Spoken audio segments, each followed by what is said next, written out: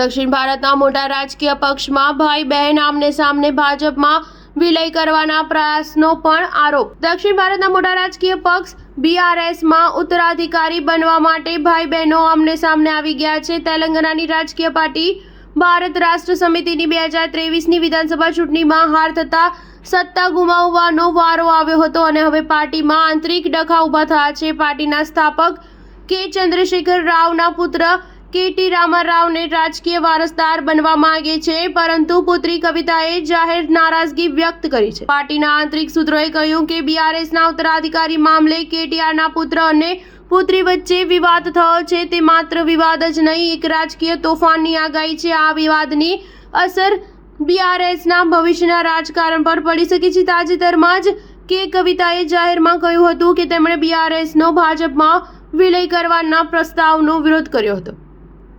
કવિતાના નિવેદન બાદ કોંગ્રેસ પણ મેદાનમાં આવી ગઈ અને કહ્યું કે BRS અને ભાજપ વચ્ચે અંદરોઅંદર કોઈને કોઈ ગઠબંધન જરૂર છે। રાજકીય નિષ્ણાતોનું કહેવું છે કે કવિતા જાહેરમાં સંકેત આપી રહી છે કે પાર્ટી તેની અવગણના કરી રહી છે। એવી પણ ચર્ચા છે કે તે KTRને ઉત્તરાધિકારી બનાવવાનો વિરોધ કરી રહી છે। હાલ પાર્ટીના કમાન KTRના હાથમાં છે અને તેઓ સતત પ્રજાનો સંપર્ક કરવાનો પ્રયાસ કરતા રહે છે, જ્યારે કવિતાના તીખા પ્રહારો અને સંકેત કહી રહ્યા હતા કે તેઓ KTRની હિલચાલથી ખુશ નથી।